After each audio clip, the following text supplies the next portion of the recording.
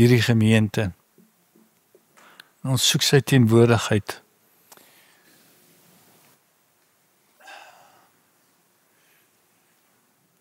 Is wonderlike tye om net just to soak in His presence, just to seek Him, just to be in the worship and the praises of God's people. It does something to you. It does not, maak nie net iets aan ons nie, maar dit doen iets aan God. Wanneer hy jou hoor, hom soek en hom aanbid en hom prys. Prys die Here. Dis die krag van ons kerk en aanmoedig hom om die Here te soek saam met ons. Wie van u sal graag meer wil sien van God? Meer in ons kerk, meer in ons huise, meer in ons families, meer in ons lewens. Prys die Here. Right, ek wil met u praat oor Matteus 26:31 vanoggend. Ek gaan nie baie hard praat nie, want ek het so 'n bietjie nog steeds 'n bietjie van 'n ding hier in my keel. So, ek gaan probeer mooi sag praat. Amen. Okay. Toe sê Jesus vir hulle, julle sal almal in hierdie nag aanstoot van my neem. Want daar skrywe, ek sal die herder slaan en die skape van die kudde sal verstrooi word. Maar nadat ek opgestaan het, sal ek voor julle uit na Galilea gaan. Daarop antwoord Petrus en sê, maar wat sê hy? Al sal almal ook aanstoot aan u neem. Ek sal nooit aanstoot neem nie. Ek is anders as hierdie ander disippels, ek is special. Ek gaan u nie los nie. En Jesus sê vir hom, voorwaar ek sê vir jou, in hierdie nag, voordat die haan gekraai het, sal jy my 3 maal verloon. Petrus sê vir hom, al moes ek ook saam met u sterwe, ek sal u nooit verloon nie. En so het ook al sy disippels gesê. En hulle gaan na die tuin van Getsemane en die disippels, hulle gaan na die tuin en die disippels val aan die slaap en Jesus word gearresteer en al die disippels, insluitend Petrus vlug, net daarna gebeur dit. Lees dit in vers 69. En toe Petrus het buitekant gesit in die binneplaas van die paleis. En 'n sekere diensmeisie het na hom gekom en gesê, jy was ook by Jesus, die Galileër. Maar hy het dit voor almal ontken en gesê, ek weet nie wat jy sê nie.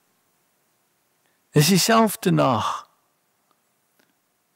Nadat Petrus so pas 'n baie arrogante belydenis gemaak het, dat hy nooit Jesus sou verlaat nie.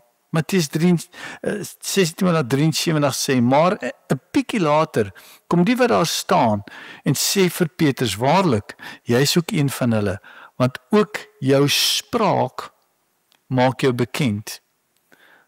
Jou spraak maak jou bekend. Die manier waarop jy praat, sê vir ons dat jy 'n volgeling is van Jesus. En wat sê Petrus? Hy sê, hy sweer, die Bybel sê, hy vloek. Petrus was goed met vloek. Hy was 'n visserman. Hy het daai graad goed cum laude in sy lewe.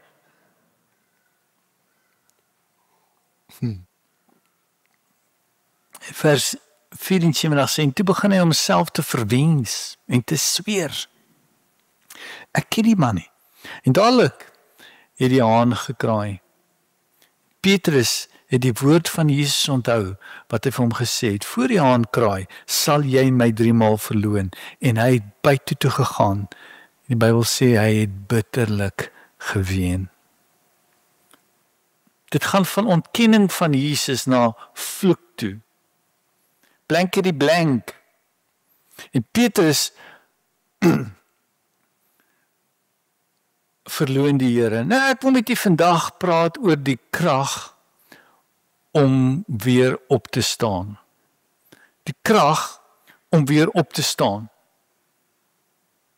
Jy sien, al sê ons wat, Jesus is nooit impres met ons vleeslike bravades, ons arrogansie en ons selfregverdiging nie. En die disippels het om 'n tafel gesit in die boventrek en geargumenteer oor wie gaan die grootste in die koninkryk van die Here wees, net voor die kruisiging van Jesus. En om 'n punt te bewys, gaan Jesus na hulle en hy trek sy mantel uit en hy vat 'n handdoek en hy vat 'n skottel en hy begin om sy disippels te voete te was, terwyl hulle argumenteer oor wie die grootste is in die koninkryk. Gaan Jesus, die God van die hemel, en hy was sondige mense se vuil voete. En hy sê vir hulle, hierdie is die tipe van leierskap wat ek in die kerk soek. Kan ek 'n amen kry? 'n Servanthood, nederigheid. En ek wil vir julle sê, nederigheid is 'n vereiste in die koninkryk van die Here. En net nadat hy die nagmaal aan hulle bedien het, sê hy vir hulle, hierdie nag gaan kom en gaan, en julle gaan my almal ontken.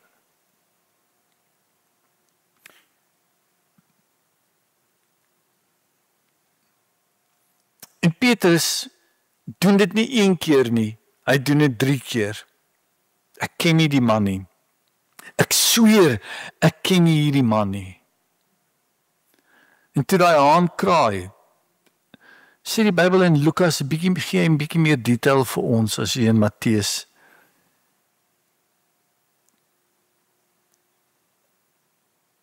Lukas verduidelik dat Jesus het sopas van Kajafas afgekom. Hy staan in die voorportaal. Hy's geslaan, 39 houe op sy rug, as 'n doringkroon wat op hom gesit is. Hy is gespot, hy is bebloed. En Jesus staan daar, bloeiend en gewond. En die Bybel sê dat toe die haan kraai, toe draai Jesus na Petrus toe. En hulle oë ontmoet mekaar. Hulle oë ontmoet. Vers 61 van Lukas 22 sê, en die Here het hom omgedraai en Petrus aangekyk. En Petrus het die woord van die Here onthou, wat hy vir hom gesê het, voor die haan kraai, sal jy my 3 maal verloon. Ek wil vir julle sê, daai moes 'n kyk gewees het, wat Petrus se hart gepenetreer het. Daar waar Jesus staan, voordat hy op sy Via Dolorosa gaan, op pad na Golgotha om gekruisig te word. En ek wil dink dat die kyk wat Jesus Petrus gegee het, was nie 'n kyk van veroordeling nie, maar dis 'n kyk van, ek is lief vir jou. Ek vergewe jou. En ek dink terwyl hulle Jesus wegvat, dink Petrus die volgende aan homself. Hy dink, ek het hierdie meester van my nie net 1 keer nie, ek het hom 3 maal verloon. Hoe kan ek dit doen? En die Bybel sê, hy het bitterlik geween, spyt. Jy weet, daar is baie bitter trane wat in die Bybel gestort word. Ek dink aan die bitter trane van Adam en Eva. Jy weet, hulle het 930 jaar op die aarde gelewe. Nou wie van julle weet, julle het al baie gesien op 50, 60. Wat het jou oë nie alles gesien in 930 jaar? En hulle het 'n wêreld gesien wat van die seën, die paradys gaan na die vloek toe, wat dorings en distels oplewer. Hulle het natuurrampe gesien. Adam en Eva moes die trauma van hulle seun, Kain, verwerk wat hulle seun doodgemaak het, Abel.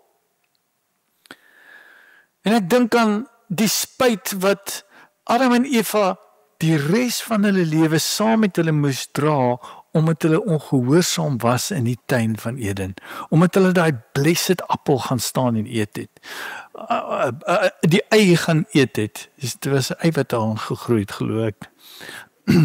Ek het geen skriftuurlike bewyse daarvoor nie, maar ek voel dit is net 'n ei. Maar ek dink aan hoe hulle geloop het met daai spyt, dat hulle kans gehad het. Ek dink aan Job se bitter trane, toe hy sy 10 kinders verloor, toe hy sy rykdom verloor, sy eiendomme verloor, sy fortuin verloor, toe hy sy gesondheid verloor.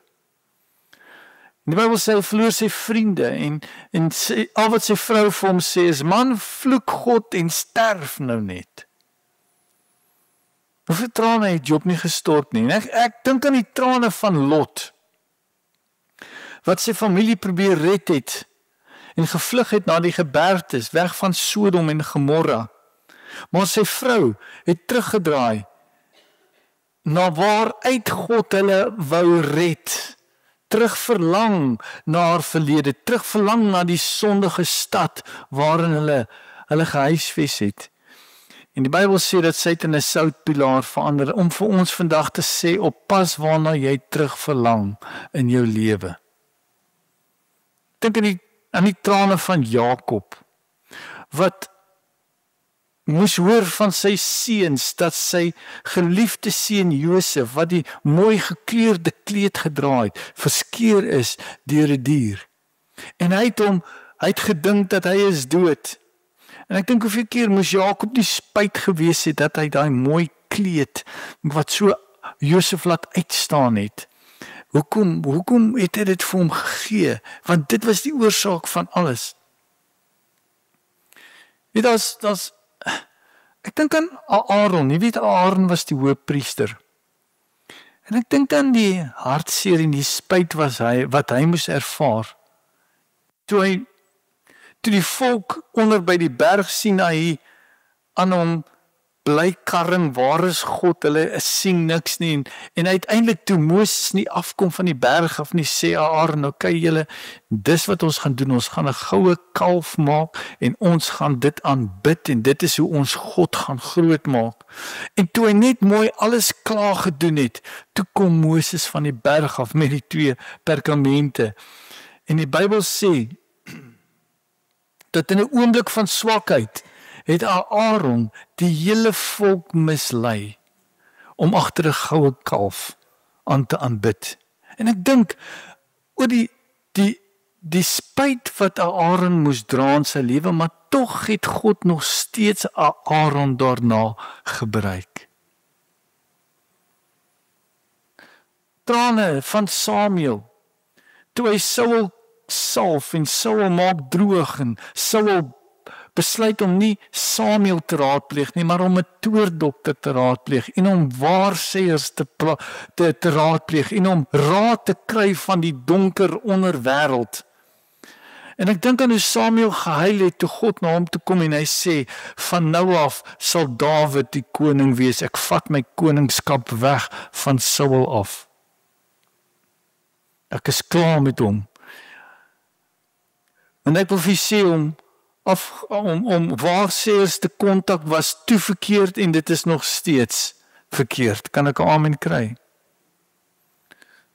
Baie trane, ek dink aan die trane van Dawid wat oor sy seun Absalom gehuil het, wat gehang het. En hy skree en hy roep uit, hy sê, Absalom, my seun, Absalom. Sy seun was in rebellie teenoor hom.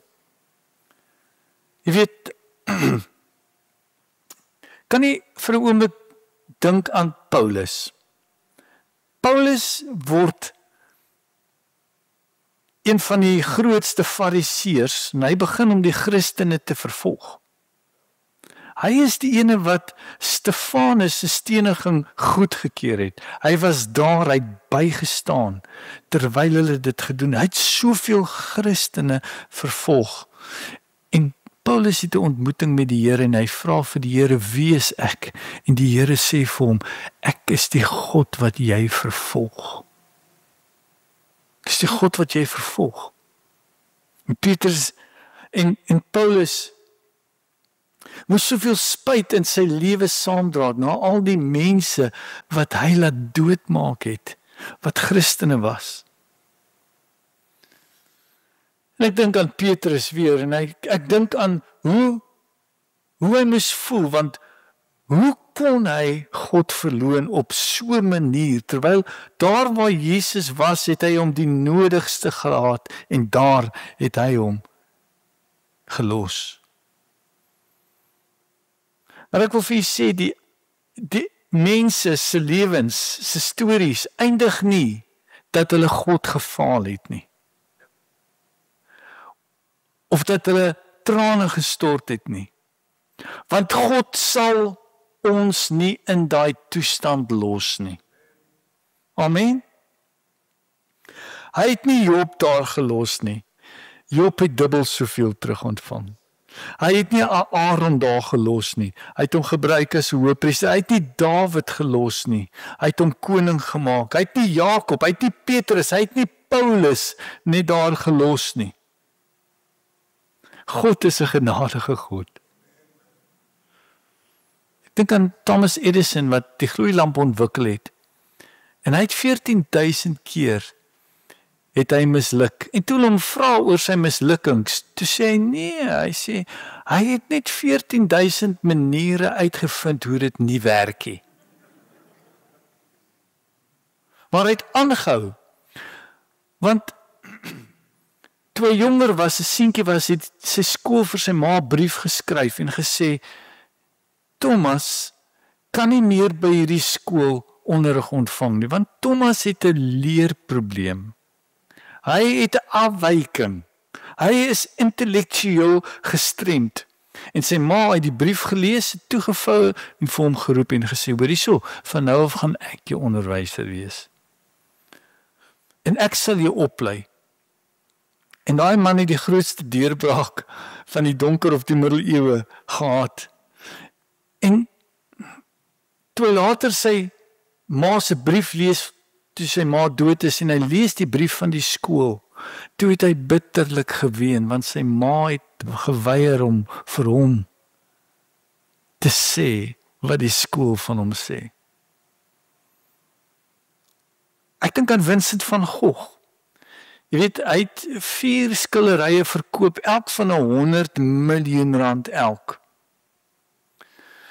Maar tog was Vincent van Gogh, toe hy geleef het, was hy sy hele loopbaan emosioneel onstabiel. Hy het soveel kritisie gehad van sy skilderkuns, dat hy dit so persoonlik geneem het, dat hy het op 'n stadium meer as die helfte van al sy skilderye verbrand. Want mense het gesê, dis drek, dis lelik. Hy was so geaffekteer daarvan, dat die kritiek van die mense veroorsaak dat hy net 1 skildery in sy lewe verkoop. En hy pleeg selfmoord. En daarna begin sy skilderye te verkoop en waarde te kry. Maar ek wil die volgende eenvoudige boodskap bring vanoggend, dat God gee 'n mens krag om op te staan. Het maak nie saak wat mense van jou sê nie, God sê steeds jy is van waarde vir hom. Maak nie saak in watse tragedie of trane jy jou bevind nie. Hou aan bid, hou aan glo, hou aan vertrou, dat God is goed, en jy sal weer opstaan. Spreuke 24:16, een van my favorite verse, sê die volgende, want 7 maal val die regverdige en staan weer op. Maar die goddelose struikel in die ongeluk. 7 maal val die regverdige. Party mense dink omdat jy regverdig is, sal jy nie val nie. Maar die Bybel sê die teenoorgestel, hy sê die regverdige val. Maar hy staan weer op. Kan ek 'n amen kry? Want hierdie vers gaan nie oor volmaaktheid nie. Dit gaan oor volharding. God kyk nie na hoeveel keer jy geval het in jou lewe nie, maar hoeveel keer jy opstaan. As 'n mens val, beteken dit nie jy is vernietig nie. Want selfs die regverdiges val. Jou val bepaal nie wie jy is nie. Maar jou opstaan wys waarin jy glo. Micha 7:8 sê, al het ek geval, ek staan weer op. Al sit ek in duisternis, die Here is 'n lig vir my. Amen. 7 maal, hoe sê die Bybel 7 maal? 7 maal beteken eintlik baie keer. Want 7 is die simbool van volheid of die van volmaking. Met ander woorde, die regverdige val baie keer. Nie net 7 maal nie, maar elke keer dan staan hy weer op. Psalm 37 en 23 sê,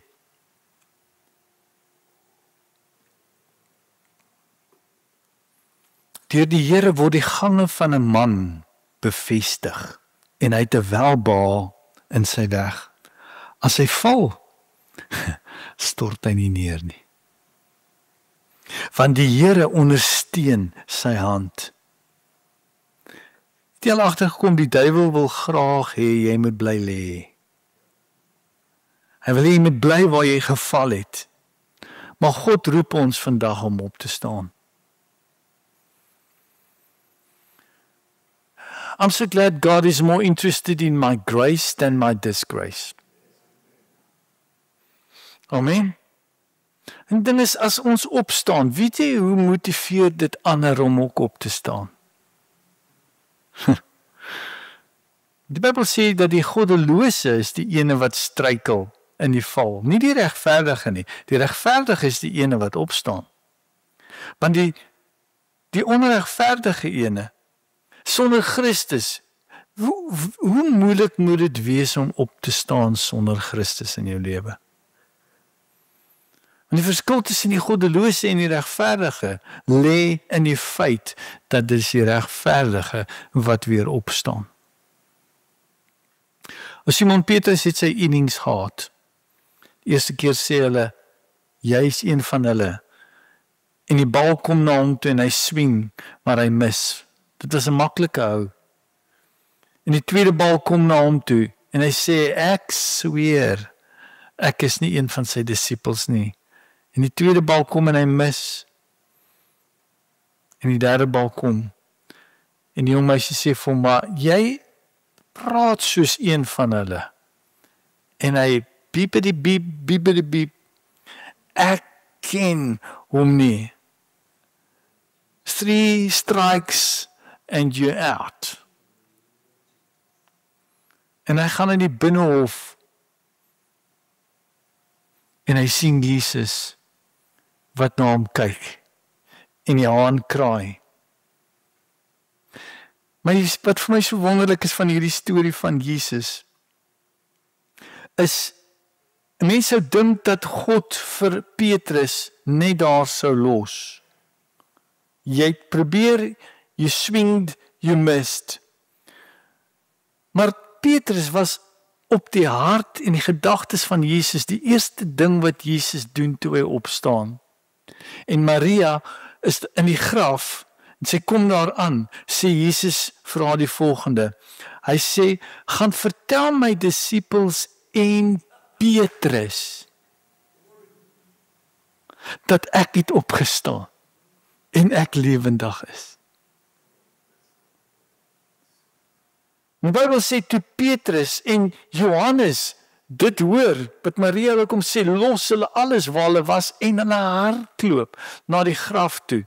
Maar Johannes is vinniger as Petrus en hy kom eerste daaraan, maar hy weier om in te gaan. En nou Petrus is so vasberade en so convinced Maar die laaste keer toe hy na sy meester gekyk het, het hy hom verloon. En die Bybel sê hy hardloop, hy storm in hy graf in en hy sien 'n hoop opgevoude kopdoek aan die een kant lê en op die grond lê die kleed waarin Jesus begrawe is.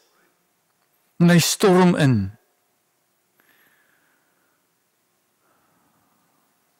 En ek dink aan wat Petrus moes dink.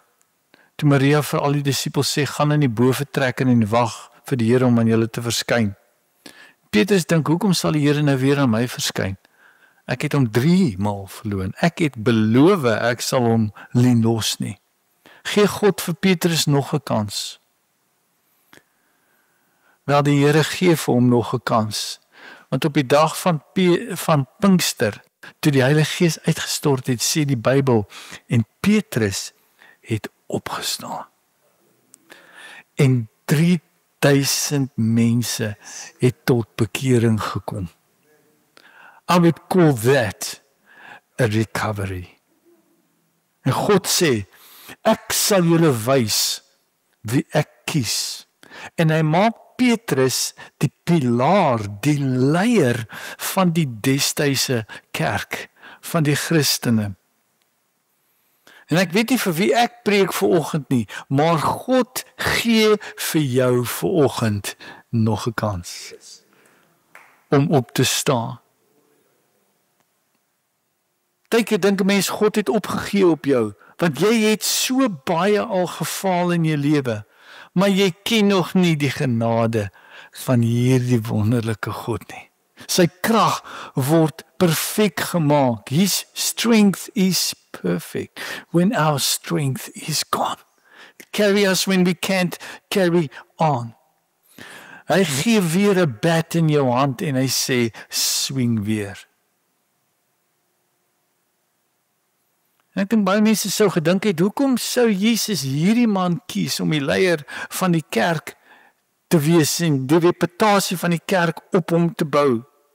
Jy sien nou, Simon se naam beteken eintlik klippie.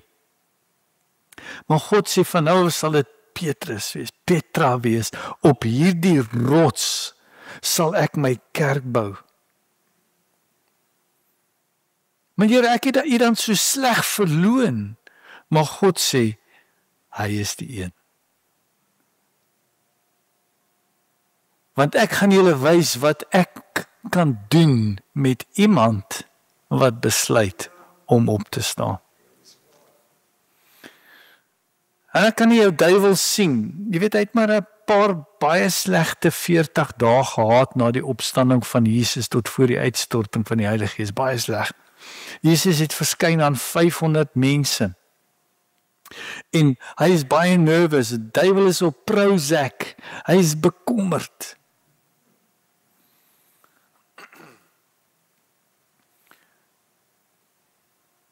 En die duiwel wil net hê dat al die kraaie in Israel moet begin kraai, sodat ou Petrus herinner kan word aan die mislukkings wat hy gehad het. Dis nie in die Bybel nie, dis sommer my eie verbeelding wat ek nou hier so doen.